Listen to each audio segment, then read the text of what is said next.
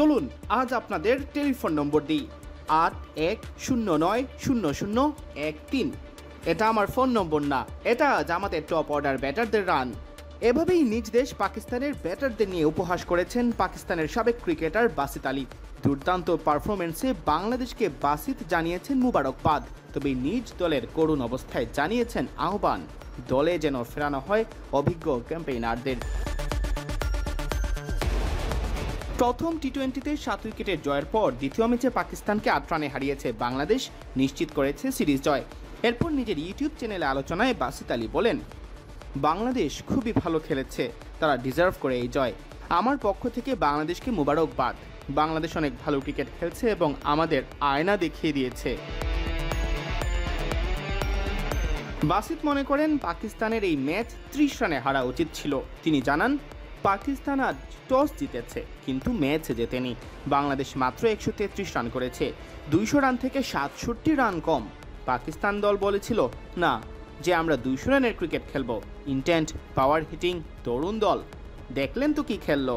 আসলে পাকিস্তান দলের এই ম্যাচটা 30 রানে হারা উচিত ছিল, কিন্তু ফাহিম আশরাফ, আব্বাস, দানিয়ালরা ভালো করায় 8 রানে হেরেছে। হার তো হারি।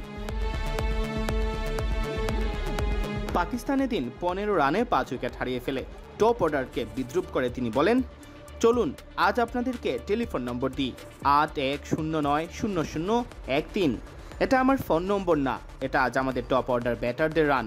এটাই কি আমাদের নতুন ট্যালেন্ট? আমাদের ব্যাটারদের ও কোচ মাইক হেসনকেও বলছি, লজ্জার ব্যাপার যে 133 রান তারা করতে পারলে না।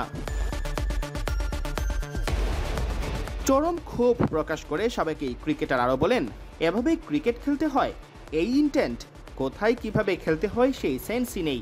আফসোসের ব্যাপার, খুবই আফসোসের ব্যাপার।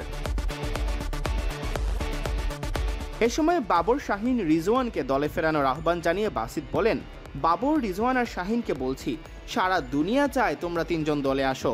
আল্লাহ তাআলা না চাইলে তোমরা দলে আসবে না, আর আল্লাহ তাআলা চাইলে তোমরা অবশ্যই দলে আসবে, তখন পুরো দুনিয়া তোমাদের না চাইলেও। শাহিন, হাসনাইন, সাদাব তারা সবাই আমাদের হাত ধরে এসেছে, আমরা এনেছি ওদের জাতীয় দলে। আনো এখন তোমাদের পছন্দের খেলোয়াড়দের, অধিনায়কের পছন্দের খেলোয়াড়দের আরও আনো দলে। সিয়াম চৌধুরী, বিডি ক্রিক টাইম।